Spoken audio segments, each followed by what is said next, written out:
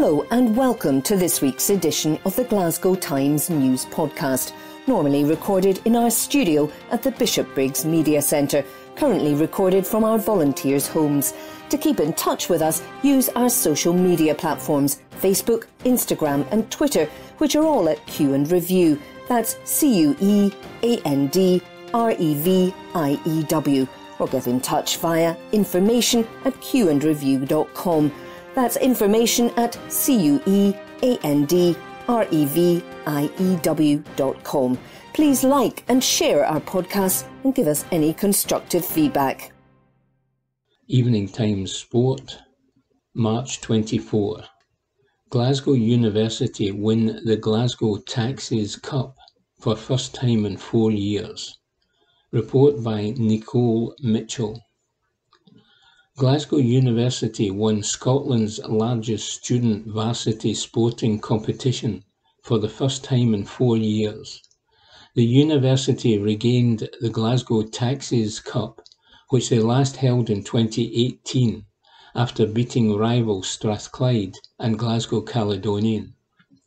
The competition, which took place after a 3-year break due to COVID-19, saw over 800 students take part across 21 different sports, including athletics, badminton and hockey, at Scotstoun Sports Campus.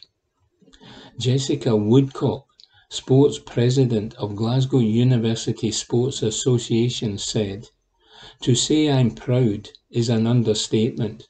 Huge congratulations to Glasgow and to everyone who took part, helped to organise and came to support. It's been wonderful seeing the return of Glasgow Taxis Cup again this year and seeing so many students getting involved after what has been an odd few years. Lifting that cup for Glasgow has been one of my proudest moments while sports president, and I can't wait to bring it back to where it belongs, Glasgow." The event, which is now in its 19th year, has been supported by Glasgow Taxis Limited since 2011. Donald McPherson, chairman of Glasgow Taxis, said, "We are proud to continue our long-standing sponsorship of the Glasgow Taxis Cup, championing the sporting talent across the city's 3 universities, as well as the wider contribution these institutions make to Glasgow. It is amazing that even for some 3rd and 4th year students, this will be their first time competing properly for the Glasgow Taxis Cup. We must commend the resilience the students have shown over the last couple of very turbulent years, resilience which will stand them in good stead for the competition ahead." Report by Nicole Mitchell. The Herald Scotland, Thursday 24th of March 2022. Voices. Politics. Neil Mackay. Now is the time to redesign how the world is governed. Is it yet genocide? Is this what we're watching take shape in Ukraine? A genocide in Europe at the hands of the Russian army? Certainly, Putin has unleashed his atrocity battalions against the Ukrainian people. There are reports of Ukrainians being rounded up and forcibly deported to Russia, where they've been held in concentration camps and turned into slave labourers. We are in the fog of war. The truth will only emerge. But unquestionably, Putin has carried out war crimes. Schools and hospitals bombed, Mariupol obliterated, Gosnified, Alipod. Shelters where the word children was written in huge letters to deter attack were deliberately shelled. There have been rapes and murders carried out by Russian soldiers. Ukrainian officials have been kidnapped. Genocide is rightly humanity's most taboo word. It's our greatest crime. It should never be used lightly. But we must listen to victims when they speak. And Ukrainian leaders, from President Zelensky down, accuse Russia of genocide. Putin's army treats Ukrainians as subhuman. This is the seed of genocide. The removal of your enemy's humanity. People are being rounded up by soldiers, put on trains and sent to camps and made to work. We've seen this before in Europe. We're still stained with it to this day. Ola Stefanishnya, a Ukrainian deputy prime minister, says explicitly that she believes genocide is happening. She made the chilling point that the number of civilian victims is far more than those from the armed forces of Ukraine. Zelensky accused Russia of genocide after Putin's forces began their campaign of bombing hospitals. Such attacks, he said, were the final proof that genocide of Ukrainians is taking place. Zelensky then pointed the finger at every European, saying, "You saw, you know." Ukraine's human rights ombudsman, Lyudmila Denisova, has also denounced Russia for acts of genocide, honing in on a tank attack on an elderly care home in which 56 people died. This is another act of horrific genocide, the extermination of the civilian population of Ukraine, she said. A war crimes investigation is already underway by the International Criminal Court into Russia's invasion of Ukraine. The language Putin has used to describe Ukraine is frankly monstrous. In February, during his meeting with France's President Macron, Putin spoke directly of Ukraine, saying, "Like it or not, take it, my beauty." It's the language of rape. Putin is threatening Stalin-type purges and a new great terror against his own people if they are deemed traitors. With his army failing to achieve its aims of quickly crushing Ukraine, the Kremlin is increasing its assault on innocent people, hoping to break the country. There is intelligence that Putin plans another false flag operation, which would pave the way for Russia to use chemical or even biological or tactical nuclear weapons against Ukrainian civilians. Like Hitler before him, Putin is an international terrorist, capable of any atrocity now that his military has humiliated him. The West has stood by and watched genocide take place before. Just ask the dead of Rwanda or Bosnia. Hard though it may be to take our eyes from the atrocities in Ukraine, we, the West, are collectively standing by while genocide rears up across the world. In Myanmar, in Tigray, in China, rendering hopes of Xi Jinping abandoning his Russian ally for the West absurd and degrading. The Tigray region of Ethiopia is currently witness to some of the most barbaric war crimes on earth, and fears have been raised that the conflict is now degenerating into something akin to genocide. Where is the talk of Tigray? Why are we in the West silent on this war? In a rare act by a Western power, the Biden administration has just declared that the Myanmar military has committed genocide against the Rohingya minority. In China, there's a welter of evidence to accuse the Communist Party of carrying out genocide against the Muslim Uyghur community. On this crime, many nations in the West have spoken up. Parliaments in Canada, the Netherlands, Britain, Lithuania and France have all described China's actions as genocide. But what do kind words mean when your people are rounded up, your culture exterminated? Has our weak response to such sins emboldened Putin? Unwittingly exasperated atrocities in Ukraine? The world is stumbling blind into a new era. Russia has brought us to this point. The Ukrainian war likely won't remain confined to Ukraine. We are perhaps at the beginning of a conflict between democracy and authoritarianism, which will inevitably reshape the world. Just as we did in 1918 and 1945, once this conflict ends, for it will end one day, even though that day might be far away, we will need to find new ways of governing the world. After the First World War, the governments of the globe set up the weak and ineffectual League of Nations in the hope that it would act as a forum for discussion where peace would triumph over war. Hitler murdered the League of Nations. The United Nations was its successor after the Second World War. Who can say now that the UN is fit for purpose? It has failed and failed again. Its principal weakness is the Security Council, controlled by the victors of 1945, France, Britain, Russia, America, plus China. With such a divided membership, the UN can take no united decision.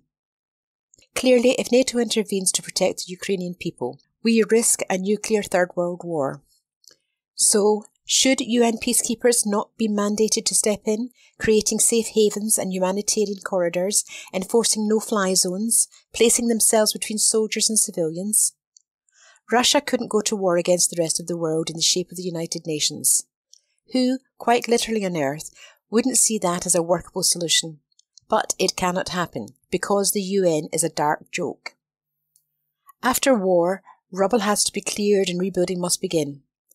When this conflict ends, whatever the historians may call it years from now, the UN should be part of the cleaning up exercise, and a new body created in its place, so we refashion how we govern this world in a way that's fit for the remainder of the 21st century. Our columns are a platform for writers to express their opinions. They do not necessarily represent the views of the Herald. This article was written by Neil Mackay. The Herald Scotland, Thursday 24th of March 2022. Voices. It won't be a city of culture, but it still has plenty to celebrate, by Teddy Jameson, Senior Features Writer. In the grand scheme of things, when Europe is at war and when Farage and his cronies are pushing back against zero carbon at a time when we've had heat waves at both the North and South Poles at the same time, Stirling's failure to meet the shortlist for the UK's City of Culture 2025 can be fairly labelled a disappointment rather than a disaster. Even so, when the news emerged at the weekend that the city had not been successful, it was deflating. Given that previously the UK City of Culture tag has already gone to Northern Ireland, with Derry Londonderry being the first to win back in 2013, and England with Hull in 2017, and Coventry playing host this year, you might well have thought that the Scottish and Welsh entrants might have been in with a strong shout for 2025. Well, the Welsh entrant, Wrexham County Borough, still is, but it will be up against Bradford, Southampton and County Durham. Not Stirling, unfortunately. It has fallen short, as Perth and Paisley did in the last competition. As a former resident of the fine city of Durham, I now hope that his bid comes out on top. If only so we can have a year-long celebration of the songwriting genius of Paddy McAloon. You can have that for free, County Durham. But the pressing question north of the border is, where does this leave Stirling now? How does it ensure that all the energy it has galvanised for the bid doesn't fizzle out? That's the challenge that celebrates the 20th anniversary of city status. There are examples to follow. Paisley has been impressive in forging ahead with its culture-led renaissance, mostly seen in its hosting of Unboxed at Paisley Abbey. The fact that it has been able to attract ALA, the architectural practice led by RIBA Stirling Prize winner, Amanda Levette, to take on the task of reconfiguring Paisley's museum is perhaps the most obvious proof of the town's ambition. But big infrastructure ideas are not the only option when it comes to culture. You can generate interest and excitement in a place via creative thinking and innovative ideas. At the weekend, I was lucky enough to attend the closing gala of the Hippodrome Silent Film Festival in Bo'ness. In just over 10 years, Falkirk Community Trust has managed to build up an international reputation for an event in a small town on the banks of the Forth. The result of smart thinking, not big thinking. Stirling is already home to two fine medium-sized venues in the Toll Booth and the recently revamped MacRobert Art Centre out on the university campus. It is the birthplace to Systema Scotland, the arts charity behind the Big Noise project that uses music education to help children in challenged communities. Every year it hosts the Bloody Scotland Crime Writing Festival, which brings a real buzz to the city centre. There's a sense in the city that at grassroots level it's forging ahead. So the basics are there. What it needs now is the desire to build on them. Hopefully the City of Culture bid, unsuccessful as it might have been, shows that the desire is already in place. This article was written by Teddy Jameson. This article is from The National, date 25th March 2022, from the Politics section. Climate strike. Scotland's pupils to march for first time since COP26. By Gregor Young.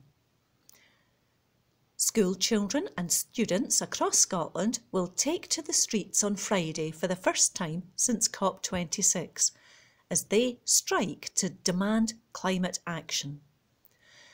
Striking pupils will skip school to join thousands across the globe to call for more to be done to protect the world's climate and environment. The strikes are in Edinburgh, Glasgow, Dumfries, Falkirk, Inverness, Stirling, Ullapool and will be among more than 700 protests worldwide as part of the Fridays for Future movement, which became a global phenomenon when Greta Thunberg refused to go to school in August 2019. Teenage campaigner Keris Goff from Langham said, "We cannot afford to delay any more, which is why we're taking to the streets again." The 18-year-old added, "The science is clear. We've already seen irreversible damage caused by the climate crisis. And the recent IPCC report declared a Code Red situation." The last time young people took part in the climate strikes in Scotland was in November, when thousands took to the streets of Glasgow to demand that the world leaders gathered in the city for COP26 do more to stop climate change. Cora Gibson, 15, from Edinburgh, said, "People do not need to wait for the next COP to act on the climate crisis. Governments could be investing in renewable energy, phasing out fossil fuels, improving public transport, making our houses less reliant on fossil fuels, and so much more," the activist said. And ahead of the march, Sari O'Connor said a handful of oil companies had made billions in profit, but that the people on the lowest incomes were being forced into fuel poverty, being forced into choosing between heating their homes or feeding their families. The 19-year-old climate striker from Glasgow said, "That is a complete failure. We must prioritise people over profit." At 11 a.m. in the capital, activists will march from the Scottish Parliament up the Royal Mile to Edinburgh City Chambers. Strikers in Dumfries, Falkirk and Inverness will be holding their protests at the same time. Glasgow will see climate strikers rally in George Square at midday. Stirling will see protesters in Port Street from 2 p.m, and in Ullapool, activists will be out from 8:30 a.m. That article was by Gregor Young.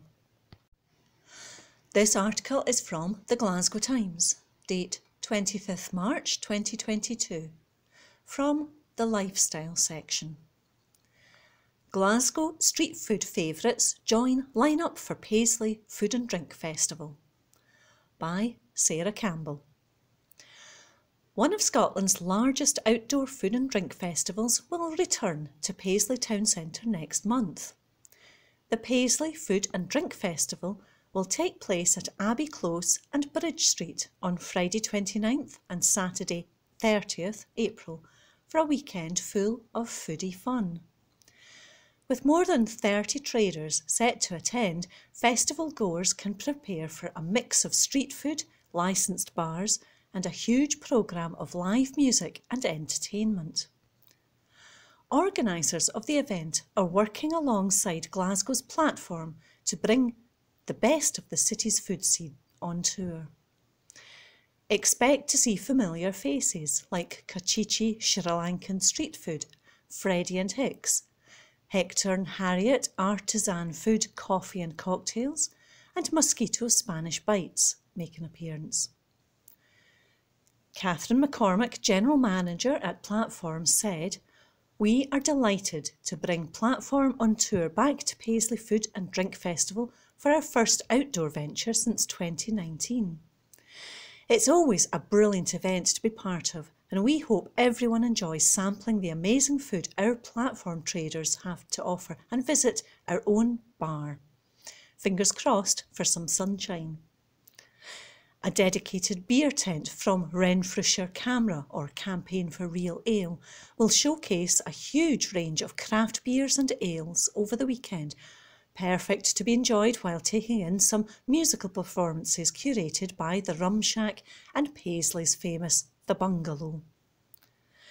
Louisa Mann, Head of Marketing, Communications and Events at Renfrewshire Council, said, "We are delighted to welcome everyone along to Paisley Food and Drink Festival next month, and it's brilliant to be back in person after a 3-year wait.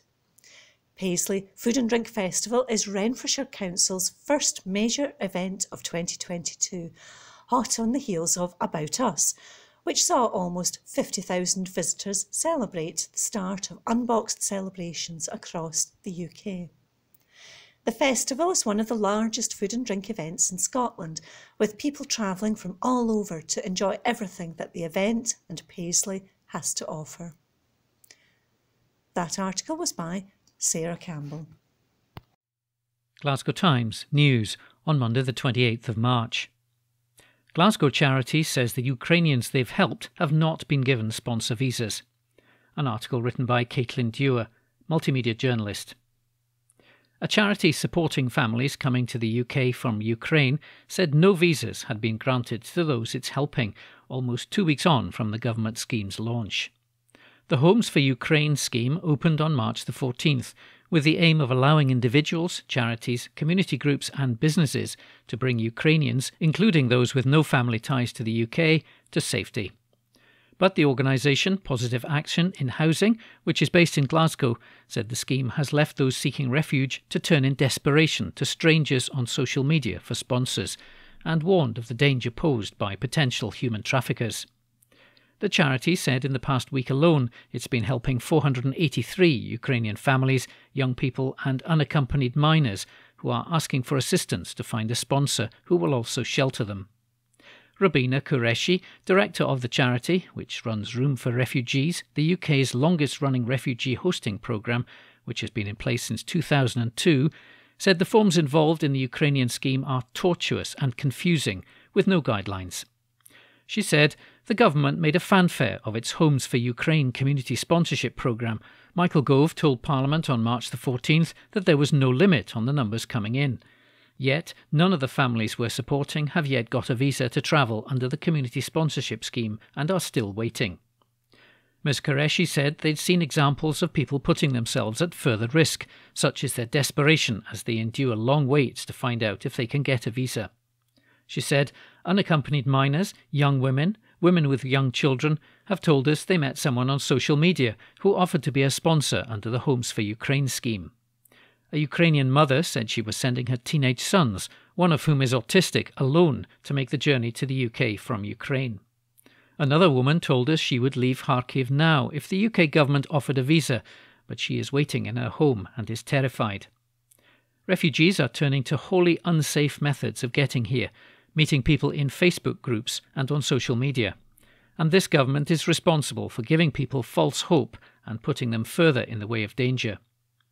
She warned that human traffickers thrive on refugee conflicts and displacement any time there are vulnerable populations on the move, labelling the scheme a gimmick, which she said has resulted in obvious and dangerous breaches of basic safeguarding on an industrial scale, all instigated by one government department. She repeated the charity's call for visa restrictions to be waived so that war refugees have the confidence to travel and allow non-governmental organisations and community organisations to assess people and place them in safe shelter. On Saturday, Government Minister Kit Malthouse said refugees have arrived in the UK through the Homes for Ukraine scheme, but that the number will not be published until next week. Separately, the government has a Ukraine family scheme, which is for people seeking to join relatives or extend their stay in the UK. A government spokesperson said no visa is issued by the Home Office until checks have been completed on the Ukrainian applicant, as well as on every adult in a sponsor's household. Local authorities will then run a disclosure and barring service check on sponsors, with enhanced checks for those housing families with children or vulnerable adults. Under the Homes for Ukraine scheme, Ukrainians will be guaranteed free access to NHS healthcare, including mental health care. They will also be able to work and receive benefits. The government has also ensured that local authorities have appropriate levels of funding to support new arrivals. An article written by Caitlin Dewar. Glasgow Times News on Monday the 28th of March. Glasgow demonstration to target P&O's supply chain. An article written by Emma Sabliak, digital reporter. A demonstration will take place in Glasgow in an attempt to target the supply chain of P&O ferries after they axed 800 workers without notice.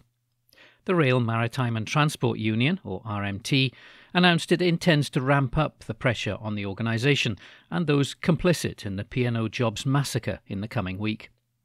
Protesters will gather at the offices of Clyde Marine Recruitment from 11 a.m. on Monday morning. RMT General Secretary Mick Lynch said, "We're making it clear that there's nowhere to run and nowhere to hide for those who've been complicit in the P&O Jobs massacre. We'll keep the pressure on at every opportunity until we get justice for the P&O workers. We look forward to another good turnout after the weekend's protests and greatly appreciate the remarkable solidarity from our trade union colleagues in this dispute." It comes amid plans to blockade a major port in Scotland next month. RMT Scottish organisers appealed for hauliers to not cross the picket line at the Cairn Ryan port on April the 8th. Addressing the spring conference of the Alba Party in Glasgow, he said, "We're going after the supply chain, we're going after P&O, and we'll go after everybody. Because this will be a fight to the finish. If we lose, all you guys lose as well." On Saturday, hundreds of people have marched in protests of P&O replacing staff with cheaper agency labour at ports in the fight for justice. Demonstrations also took place in Liverpool, Dover and Hull as calls continued for P&O Ferries boss to quit. Crowds walked with banners and placards chanting, "P&O, shame on you" at rallies. An article written by Emma Sabliak. Glasgow Times News on Monday the 28th of March. 500,000 people cut back on food and other essentials as the cost of living crisis bites. An article written by Lauren Gilmore, Facebook community reporter. Families are holding on by their fingertips as energy bills are set to skyrocket by more than £600 in a year, creating a nightmare scenario for more than 500,000 people in Scotland. This week, families across Glasgow will start to feel the pinch after a UK government decision to increase the energy fuel cap by a whopping 54% from Friday, which will see household bills skyrocket. Many families will see their bills increase by more than £600, and for those using pay-as-you-go meters, they will see a rise in the number of times they will have to top up. The Glasgow Times has today launched our Beat the Squeeze campaign to help our readers through the next few months. Organisations such as Citizens Advice Scotland say people are holding on by their fingertips following a surge in requests for advice. Derek Mitchell, Chief Executive of Citizens Advice Scotland, said, "We're facing a nightmare scenario in the spring as the rising cost of living and increases in energy bills collide with flat or falling incomes. Around 500,000 people are already cutting back on food shopping to deal with unaffordable bills, and looking at the demand for advice the Citizens Advice Network saw during the pandemic, we see a link between the need to use a food bank and the need for advice around utilities. People are holding on by their fingertips. They can't afford a big rise in bills with no support. Some sort of emergency action from the government is essential."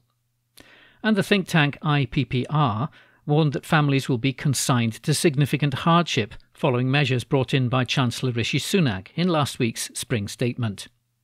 Analysis from their economists show that the 5% reduction in fuel duty and a 1 pence reduction in the income tax rate that will not come into play until 2024 will benefit the richest households 4 times more than the poorest, leaving them with a shortfall of around £700 a year. Philip White, IPPR Scotland Director, said, "The spring statement was a missed opportunity to throw a lifeline to low-income families facing a historic drop in living standards and instead consigned them to significant hardship." Yesterday, the Scottish Government announced plans to increase the Scottish Child Payment, but Mr White warned it may come too late as the poorest households in Scotland need urgent protection. He added, "The inaction of the UK Government undoubtedly makes the job of the Scottish Government more difficult." While recently announced measures to help tackle child poverty, such as further increasing the Scottish Child Payment, have been welcomed, delaying delivery of those until later this year will come too late to address the crisis facing families here and now. Scotland's poorest households need urgent protection. The Scottish Government must ensure all additional funding they see from the UK Government spending decisions this week are urgently directed to the poorest households and go further in addressing the shortfall they face. An article written by Lauren Gilmore. Glasgow Times News on Monday the 28th of March. Labour MP Dawn Butler has been diagnosed with breast cancer. An article written by Lois Mackenzie, SEO journalist. Labour MP for Brent Central, Dawn Butler, has revealed her cancer diagnosis following a routine mammogram. She made a public statement to social media on Monday morning, announcing the diagnosis as well as her recent surgery. Ms Butler, who's 52, added that the breast cancer cells had been discovered at a very early stage, so it was something she would get through and over. However, she needed to take time off to fully recover. The MP went on, "Everything stood still, as it does when you hear the dreaded C word. It's a shock, but an early diagnosis means that it's something that I will get through and over. The NHS has caught my cancer early. The operation was a complete success, and I will make a full recovery. However, I now have to take some time off work for my recovery. Everyone who knows me knows that I'm a workaholic and I love what I do, but unless I listen to medical advice and recover well, I won't be able to give my best. I'd like to thank Parliament, the Labour Party, local members and my team for their support throughout." Ms Butler concluded her statement by thanking the NHS and its amazing workers. While receiving treatment at the Royal London Hospital, she said she'd seen firsthand how the NHS is under enormous pressure. She added, "The Royal London seemed full. People were waiting on chairs in A&E for beds. The staff were exhausted and many were suffering from PTSD. COVID-19 has taken a lot out of them. So many people have missed appointments, many through no fault of their own, results are delayed and operations are postponed. If we're to show our appreciation for the amazing NHS workers and rebuild our health service, then we need to properly invest in the NHS, both structurally and in the very people who keep it functioning." An article written by Lois Mackenzie. Glasgow Times News on Monday the 28th of March. Man who struck woman with broken wine bottle in Glasgow Springburn flat is jailed. This article is unattributed. A thug who brutally attacked his lover because she was being annoying has been jailed for 2 years. David McWilliamson, who's 38, turned on the woman at her home in Glasgow Springburn on April the 3rd last year. Mr McWilliamson struck the mum of one with a broken bottle neck before kicking her body. He'd earlier told her, "You're just being annoying." Mr McWilliamson pleaded guilty at Glasgow Sheriff Court to assaulting the woman to her severe injury and to the danger of her life. Sheriff Tom Hughes also put Mr Williamson under supervision for a year upon his release from prison at Monday's sentencing. A 5-year non-harassment order restricting Mr McWilliamson's contact with the victim was granted. The court heard the pair were in a relationship for several weeks prior to the incident. They were drinking with the woman's mother, who was later assisted into a taxi by the victim. When the woman returned, Mr McWilliamson's demeanour changed and became aggressive. The pair then argued when Mr McWilliamson made the annoying comment. Prosecutor Lauren Donnelly said he grabbed a wine bottle and smashed it off the television unit in the living room.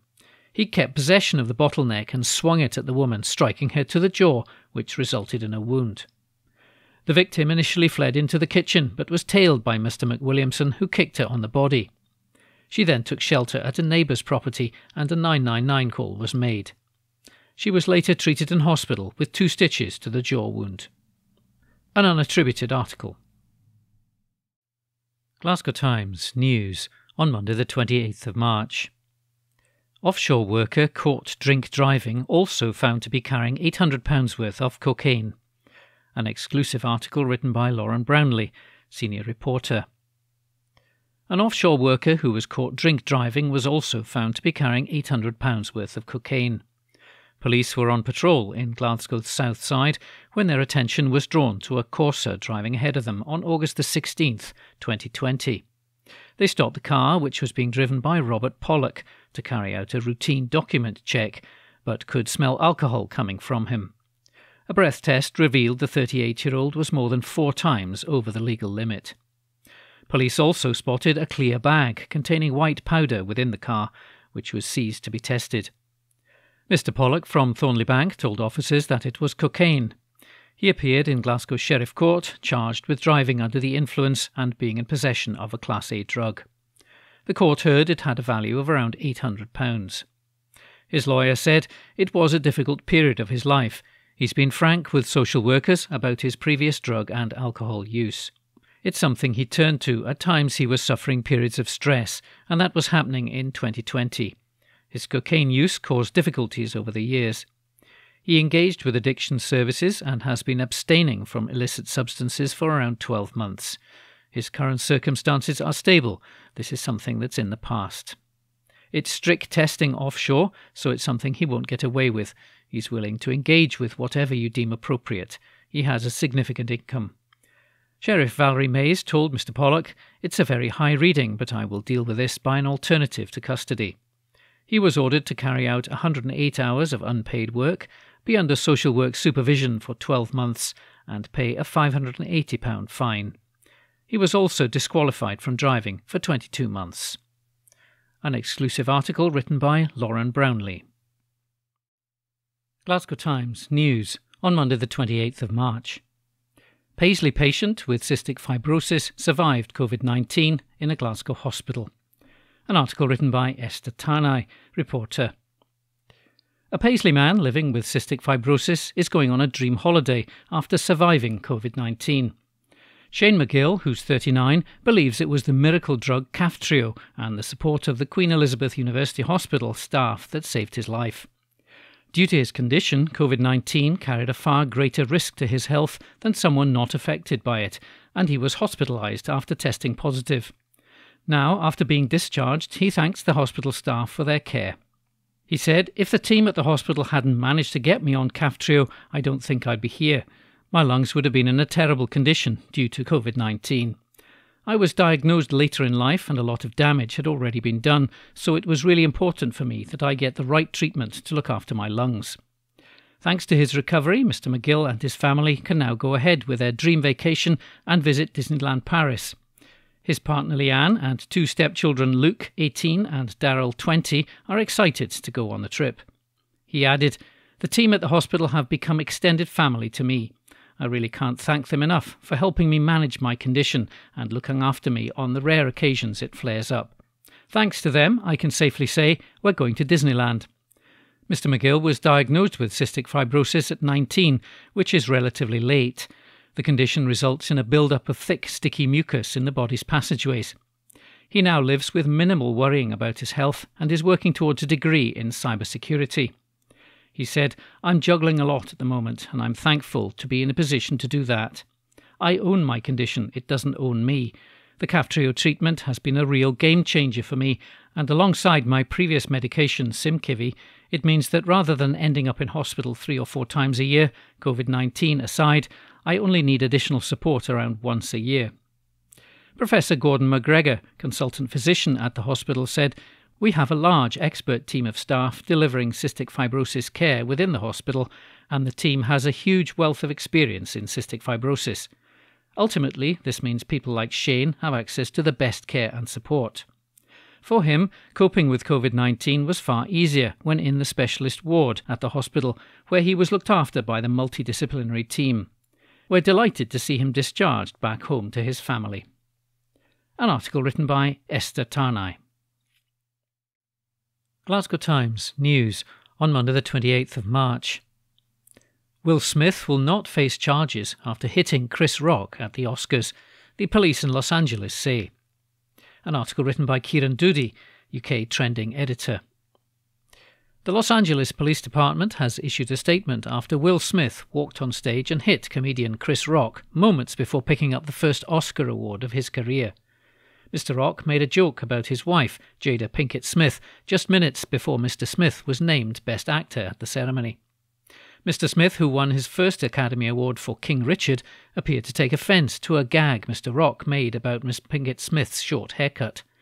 The Magic Mike XXL star and Red Table Talk host has previously spoken about her struggles with alopecia and said it's what prompted her to shave her head. Referring to Miss Pinkett Smith's haircut, Mr Rock said, "Jada can't wait for G.I. Jane 2, prompting the actress to roll her eyes. However, Mr Smith walked up on stage and appeared to hit Mr Rock before returning to his seat and shouting twice, "Keep my wife's name out of your F with 7 stars mouth." The altercation left Mr Rock shocked and flustered as he tried to resume presenting the Best Documentary Feature category. The Los Angeles Police Department said no report had yet been filed with the force following the altercation. "Our investigative entities are aware of an incident between 2 individuals during the Academy Awards programme," a spokesperson for the force told the PA news agency. The incident involved one individual slapping another. the individual involved has declined to file a police report. If the involved party desires a police report at a later date, LAPD will be available to complete an investigative report. A tweet on the official Academy account said, "The Academy does not condone violence of any form. Tonight we're delighted to celebrate our 94th Academy Awards winners, who deserve this moment of recognition from their peers and movie lovers around the world." An article written by Kieran Doody. Evening Times, March 28. Mike Daly says, "We cannot sit back and watch the cost of living crisis grow." This weekend, the Ofgem energy price cap comes into effect, with an immediate hike of 54% in the cost of gas and electricity for 22 million households in the UK. Annual inflation is now more than 6% and expected to climb to 8% shortly. It hasn't been this high since 1992. 1992 was grim, with mortgage interest rates at 15%. Homeowner repossessions ran amok. There was a recession, the pound crashed, and the UK had to leave the European exchange rate mechanism on Black Wednesday. This month, the Bank of England raised its base interest rate from 0.5% to 0.75%. It did so to try and cool rising prices and inflation. Let's hope the bank does not raise the base rate further, as low-interest mortgages are the only thing keeping many people's roofs over their heads. No one, except MPs and those in top jobs, are getting much in the way of a pay rise. The basic state pension and index-linked benefits will rise by 3.1% from next month. That rise has already been rendered ineffective by general inflation. When you add in energy costs, food price rises, and the increasing costs of petrol and diesel, you have a growing cost of living crisis. We can either all sit back and watch while this crisis grows over the course of the year, or do something about it now. While there is no single solution, there are several things the UK and Scottish governments, local authorities, and UK regulators can do on an issue-by-issue basis to mitigate the misery this crisis will have on so many people. I will be looking in more detail over the coming weeks at possible strategies to minimise the impact of the cost of living crisis in relation to a variety of issues, big and small. For starters, let's look at what local authorities in the Greater Glasgow area could do. Back in the days of the old Strathclyde Regional Council, there used to be mass benefit take-up campaigns organised across Strathclyde. Regional councils were abolished in 1996, but there is nothing to stop Greater Glasgow councils working together to coordinate mass benefit take-up campaigns. The Free Benefit Calculator organisation, entitled to.co.uk, estimates there is around £15 billion in unclaimed benefits across the UK. That's £500 million in the Greater Glasgow conurbation. These benefits include council tax discounts, universal credit, pension credit, child benefits and housing costs.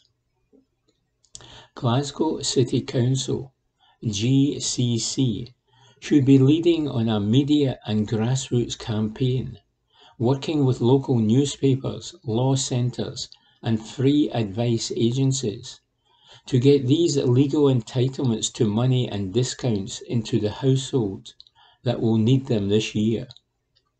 GCC should ensure its use of council tax debt recovery does not exacerbate the cost of living crisis for financially vulnerable households in the city.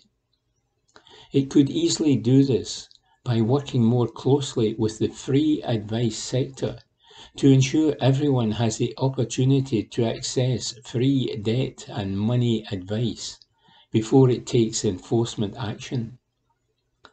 The Scottish Government has rolled out its £150 council tax discount for those in council tax bands A to D and those in receipt of discounts. This means many people have nothing to pay in April or reduced rates over the year. We should go further. Scottish Water has staggering reserves of £428 million. It would be relatively simple for the Scottish Government to instruct Scottish Water to issue a £100 rebate to every domestic customer to help with the cost of living crisis. This would still leave it with massive reserves. The Scottish Government currently has a coronavirus recovery and reform Scotland bill before the Parliament. Half of this bill is about contentious permanent COVID-19 powers, while the other half is the retention of some very good things that worked during the pandemic. The Scottish Government could easily separate out its permanent powers and put this into a new bill. The existing bill could be beefed up to offset the cost of living crisis. This could include a faster rollout of the Scottish Child Payment or legislating for a backdated element to help more young people during the cost of living crisis. The Coronavirus Recovery Bill could also make emergency provision to provide interim fair rent control measures for private sector tenants, a new £20 million housing grant fund to stave off a COVID-19 backlog of evictions this year, and greater protection for people in financial difficulties who have their wages arrested in their bank account and are unable to pay their rent, mortgage, or buy food for the month. Surely the focus of the Coronavirus Recovery Bill should be to minimise the impact of the cost of living crisis for those at the sharp end of life, says Mike Daly. Evening Times, March 28. Lifestyle. Glasgow's tradesmen stopped City Cathedral from being destroyed. Report by Dr. Irene O'Brien of Glasgow City Archives. Glasgow Cathedral is one of Scotland's most magnificent medieval buildings and the only cathedral on the Scottish mainland to survive the Protestant Reformation almost intact. The building dates mostly from the 1200s, and parts of it are older still. It was dedicated to St Kentigern or St Mungo, who is credited with founding Glasgow, being its first bishop, and of course he is Glasgow's patron saint. The cathedral is reputedly built on the site of St Mungo's original church, founded in the 6th century on the banks of the Mollendiner Burn, and was constructed over the spot where he was buried in around 612. The impetus for building the cathedral was the decision in 1115 by David, Prince of Cumbria, later King of Scotland, to reinstate the Diocese of Glasgow, which made Glasgow an episcopal centre of an enormous diocese. The new cathedral at Glasgow was first consecrated in 1136 in the presence of King David I and his court. It was reconsecrated in 1197 after a fire, when a new cathedral was built, of which a single vaulting shaft in the south aisle of the lower church is all that survives today. Bishop Jocelyn was responsible for overseeing its reconstruction. He commissioned a monk, Jocelyn of Furness, to write a biography of St Mungo to generate enthusiasm for Glasgow's patron saint, which resulted in a partially completed choir, new nave and transepts.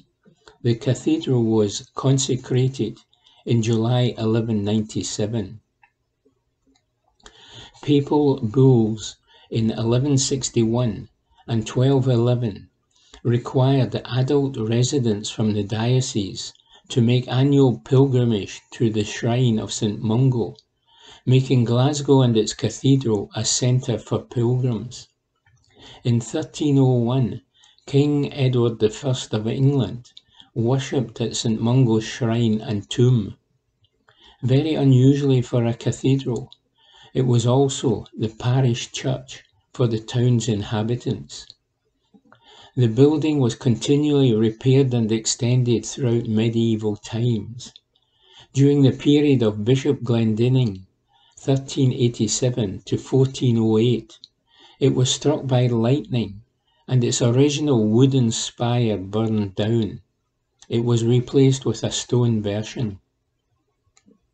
In 1560, the Scottish Reformation saw Archbishop Beaton escape to Paris, taking the diocesan, city and university archives with him. All the Catholic furnishings such as altars and sculpture were removed, and the roof was apparently stripped of lead. In 1562, David Weems became the first Protestant minister of Glasgow Cathedral. The fabric of the cathedral suffered from vandalism and plunder, and by 1574 it was in sufficiently bad condition to attract the attention of the Glasgow Town Council. The tradition is that Glasgow Trades House defended the cathedral from further damage, enabling it to survive the Reformation relatively unscathed.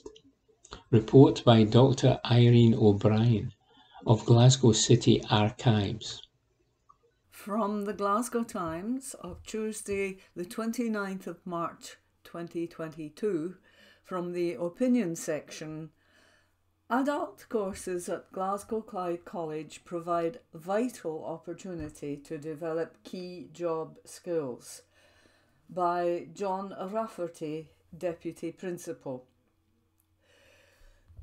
The COVID pandemic disrupted many lives in a variety of different ways, but during a period of reflection for some, a noticeable new trend is the large number of adults looking to return to education. Glasgow Clyde College works in partnership with Scottish Wider Access Programme, SWAP, to support adult learners with few or outdated qualifications to progress into higher education at university or college. These courses are built with progression in mind and aim to provide as many opportunities as possible for those returning to education. SWAP students can apply for hundreds of degrees and HNCs at institutions across the country. This year we welcomed an impressive 234 adults into our SWAP programmes, and in the west of Scotland more than 1,000 adults take up this opportunity at participating colleges every year. Glasgow Clyde College offers 6 SWAP access courses across our 3 campuses in a range of areas which include humanities, law, criminal justice and social sciences, biological and chemical sciences, health and biological sciences, medical sciences and nursing. SWAP courses are unique in that they are designed in partnership with universities, and all successful students receive the SWAP guarantee of a place on an HNC or degree course on completion, with students able to secure places on degree programmes after only 10 months of study. The universities that participate in this scheme include the University of Glasgow, the University of Strathclyde, Glasgow Caledonian University, the University of the West of Scotland, and the University of Stirling. Many SWAP students didn't get the opportunity to gain hires, and further education straight after school was not an option. Some may have been raising a family, while others will have been working for a living, and all will have been out of full-time education for at least 3 years. SWAP courses provide an alternative route into higher education which gives adults intensive academic preparation as well as the opportunity to develop the skills and confidence required for the next step. The college environment is often more relaxed and supportive than most educational settings, and the flexibility offered by online and blended learning has allowed students to fit their studies around other responsibilities, opening the courses to a wider group of potential learners. SWAP courses have played a major role in transforming the opportunities of thousands of disadvantaged groups served by the college who have been able to secure graduate-level jobs and better pay by using the SWAP pathways.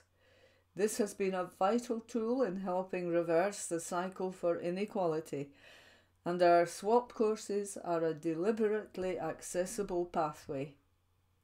It's never too late to learn, and if you are interested in any of our SWAP courses, please head to our website.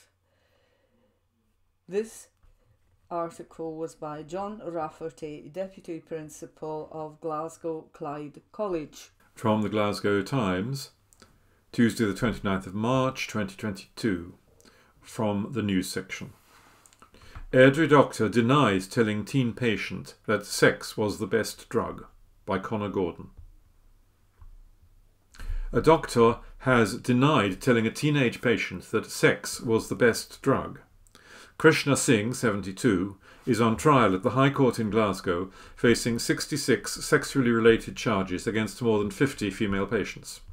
Singh, of Airdrie, North Lanarkshire, denies the offences, said to have occurred between 1983 and 2018, mainly at medical practices in North Lanarkshire.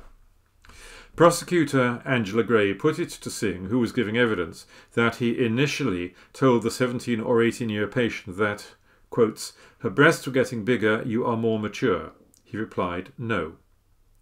Miss Gray followed up, "She said that you said that sex was the best drug. Did you say that?" Singh again replied, "No."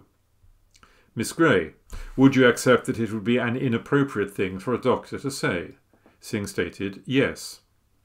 Singh earlier denied groping a now 54-year-old woman on the breast after making a comment about her having, quotes, "big boobies." He further refuted a suggestion that he asked another 54-year-old if her boyfriend, quotes, "gave you sexy." He said, "I asked about sex life and asked about if she had a boyfriend or married, those questions."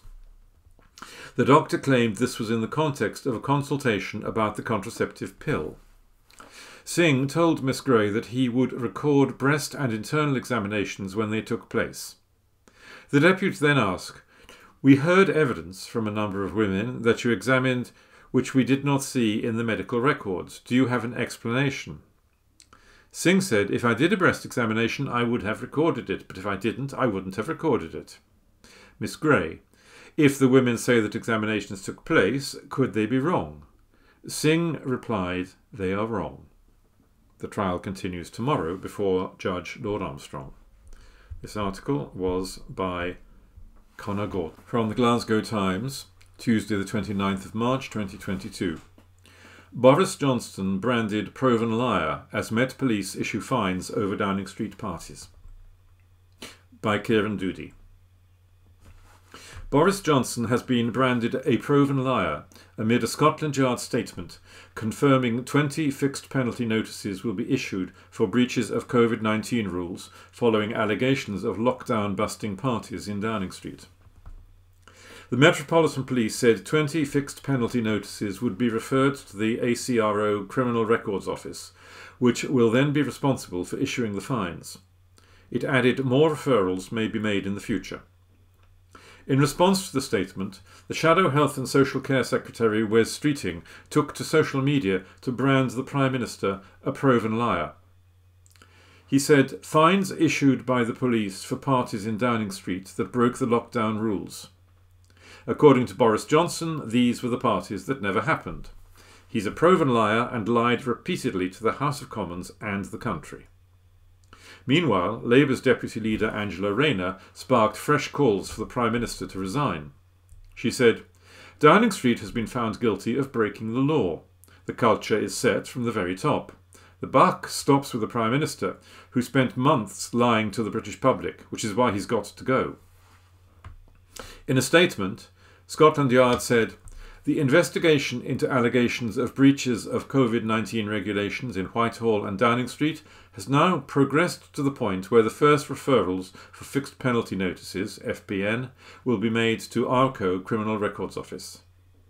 We will today initially begin to refer 20 fixed penalty notices to be issued for breaches of COVID-19 regulations. The ACRO Criminal Records Office will then be responsible for issuing the FPNs to the individual following the referrals from the MPS. We are making every effort to progress this investigation at speed and have completed a number of assessments. However, due to the significant amount of investigative material that remains to be assessed, further referrals may be made to ACRO if the evidential threshold is made. The force said it will not confirm the number of referrals made from each individual event it is investigating, as providing this breakdown at this point could lead to the individuals involved being identified. This article was by Kieran Doody. From the Glasgow Times, Tuesday the 29th of March 2022, from the news section. When does the barrel collection open? All you need to know. Glasgow's priceless barrel collection, once described as one of the greatest gifts ever made to any city in the world, is to reopen today after a multi-million-pound refurbishment. The collection's home in Pollock Country Park has been transformed into a modern, more environmentally friendly museum, which will be able to show more of the items Sir William Burrell devoted decades of his life to amassing. Professor Francis Fowle, Senior Trustee of Sir William Burrell Trust, hailed the almost £70 million redevelopment as an impressive undertaking that has delivered a spectacular home for this unique collection. The refurbishment has surpassed all our expectations, establishing the Burrell collection as one of the country's most internationally significant, sustainable and inspiring museums that has something for everyone, Professor Fowle said. Sir William and his wife Constance spent more than 75 years gathering the items and then gave one of the world's greatest personal art collections to the public in 1944. At the time of the donation, Sir Hector Hetherington, the principal of Glasgow University, described it as one of the greatest gifts ever made to any city in the world. Inside the newly refurbished building, the collection is home to the Wagner garden carpet, one of the earliest surviving Persian garden carpets in the world, a priceless object which until now was not on long-term display. Other highlights include one of the most significant collections of Chinese art in Europe, paintings by renowned French artists including Manet, Cézanne and Degas, alongside medieval treasures including stained glass, arms and armour. Sir Angus Grossart of Burrell Renaissance said that it is wonderful that it will be enjoyed again by millions of visitors for immense quality, diversity and beauty. Nearly half of the funding of the £68.25 million project was committed by Glasgow City Council, with more than a quarter coming from the National Lottery Heritage Fund and significant donations from the Scottish Government, the UK Government and many trusts and private donors. The museum's gallery space has increased by 35%, allowing unique objects from the collection, which have not been seen for decades or have never been on permanent display, to be shown. The new displays will give visitors a better understanding of the international significance of the Burrell collection's artworks and the people who made them, and some of the people who have owned them. There will be 225 displays across 24 galleries. This article was by Dan Barker. From the Glasgow Times of Tuesday the 29th of March 2022, from the opinion section, Adam Miller. Will Smith can still shake a room. If Chris Rock's face was the internet, Will Smith's hand was thousands of impending think pieces. We're currently in the thick of Slapgate discourse with no end in sight. You may be thinking, I have something to say about this thing that everyone else has something to say about. But if this is your first unnecessary opinion piece, you're going to need some guidance. With that in mind, here's everything you need to write your own Will Smith think piece. Don't. Before adding opinion 8134 to the ongoing debate, take a second to consider not doing that. An important question to ask here is, will my 20 paragraphs be as worthwhile a response as a video of the incident soundtracked by the Fresh Prince of Bel-Air theme? Unless you're Chris Rock, Will Smith or Jada Pinkett Smith, the answer should be obvious. Ease reader in with personal touch. Ah, you're going ahead with it. No, it's fine. Relax the reader by centering yourself in the story as shown in the following example. It's 2009 and Kanye West invades the stage as Taylor Swift accepts her Best Female Video Award at the MTV Music Video Awards. Following the rapper's outburst, I thought, well, this will never be topped as far as awards ceremony hijinks go. As La La Land was mistakenly named winner of Moonlight's 2017 Best Picture Oscar, I told myself I will never again see anything this ridiculous at the Academy Awards. How naive those assumptions look now. If only there was some kind of memory eraser to ensure no one would remember what I said. You know, like the neuralizer deployed by Will Smith's character in the Men in Black films. Speaking of Will Smith, provide context. Every single person reading the think piece will have watched footage of the incident several times, but you can easily take a huge step towards meeting your word count by talking to the reader as if they've been wandering a post-apocalyptic landscape without Wi-Fi. Like Will Smith in I Am Legend. Short version. Comedian Chris Rock makes cruel joke about actress Jada Pinkett Smith's alopecia. Pinkett Smith's husband Will Smith laughs. Husband notices wife not laughing. Husband slaps comedian. Husband tells comedian to keep my wife's name out of your effing mouth. Memes, think pieces and hastily deleted heat of the moment tweets ensue. Sprinkle in cultural references. Having starred in numerous blockbusters and recorded several hit singles, Smith's back catalogue provides plenty of opportunities to crowbar in a reference. Try this. The Independence Day star did not go quietly into the night, but the eerie silence that fell upon LA's Dolby Theatre following Smith's slap will only be matched by what his agent hears from Hollywood casting directors. 30 years on from his Fresh Prince heyday, Smith still knows how to shake a room. Don't lose sight of the fact that this is funny. For all that Rock's joke and Smith's response have driven debate on serious and worthy subjects, it is undeniably hilarious that a man got out of his seat, slapped the host, sat back down, and then received the greatest accolade of his career a few minutes later. A tearful Smith duly accepted his award with a speech so rambling, defensive and misjudged it appears to have been written by the guy behind Rangers Football Club's official statements. Pander to audience. Ultimately, you have to come down on one side of the fence. You want to ensure your opinion plays into the existing bias and prejudices of your publication's audience. If you're writing for a right-wing newspaper, this means deciding whether the woke snowflake is Smith, Rock, Hollywood, Twitter, or Meghan Markle, and working from there.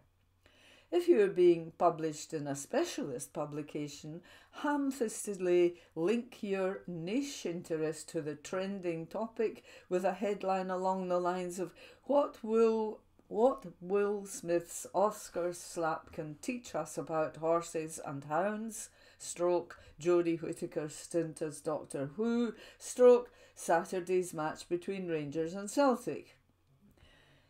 If you're employed by a clickbait site, you can stick a generic opinion, for example, nasty jokes are bad and so is slapping people, at the bottom of a 180-word piece targeted at Google's search algorithm.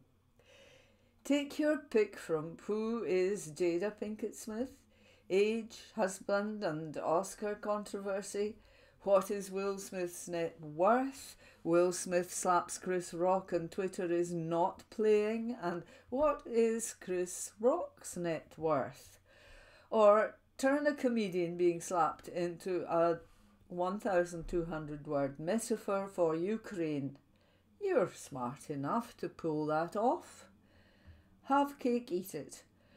As you wrap up, you'll want to emphasise that your Will Smith think piece is the definitive Will Smith think piece, while simultaneously assuring your readers that you're not so tedious as to devote your weekly column to the same topic as everyone else's.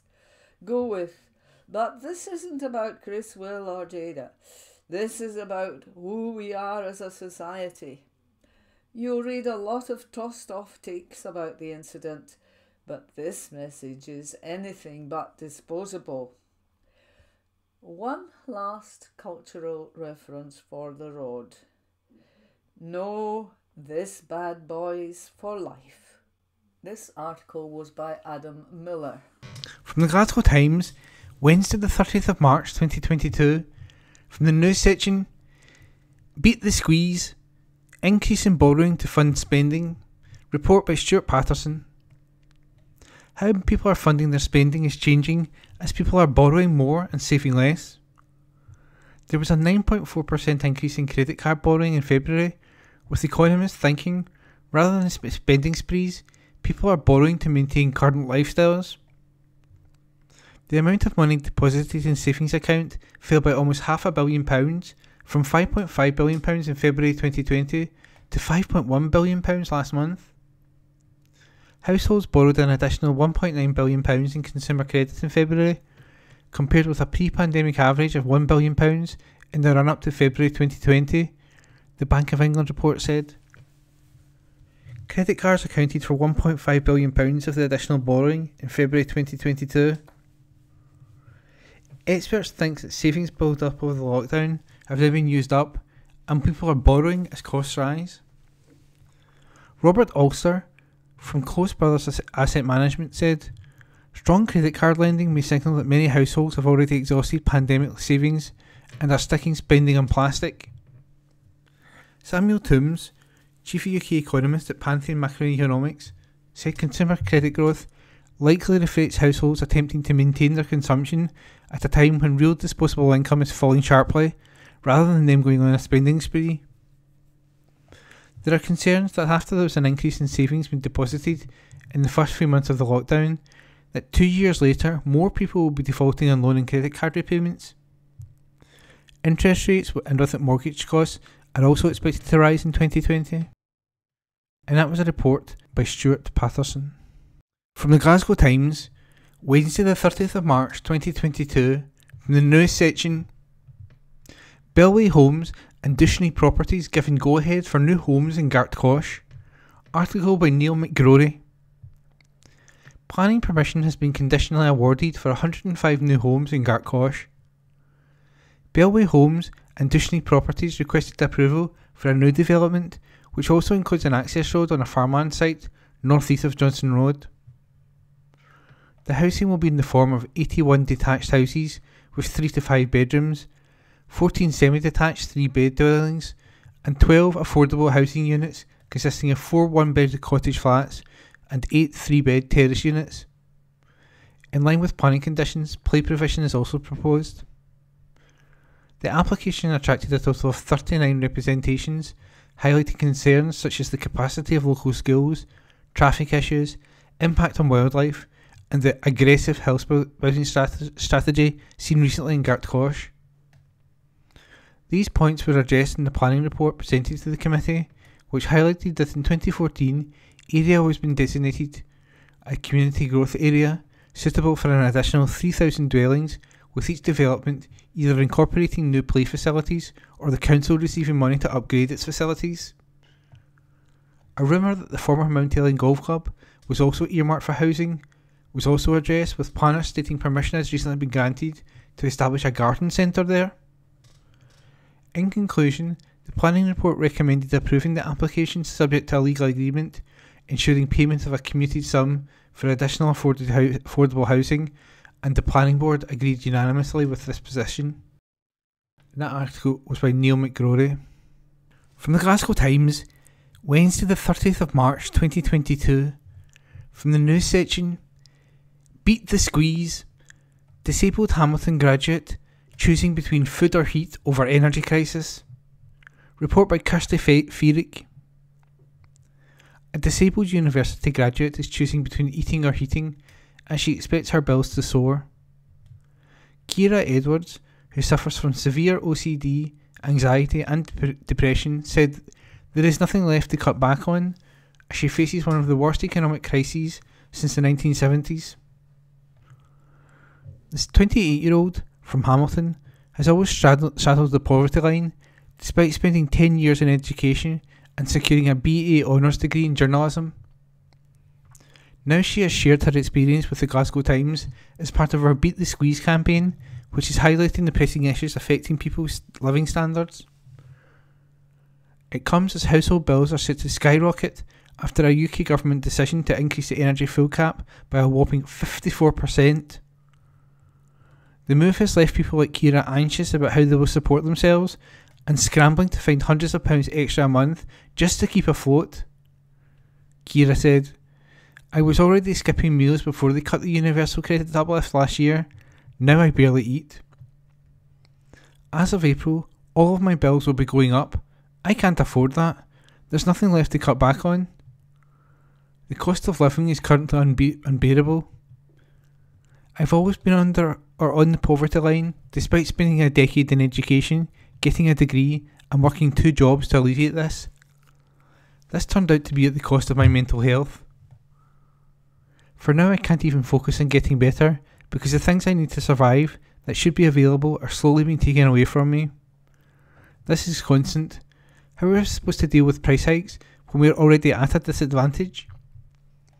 Kira is unable to work due to her mental health and relies on benefits for income support, which are currently barely covering her bills.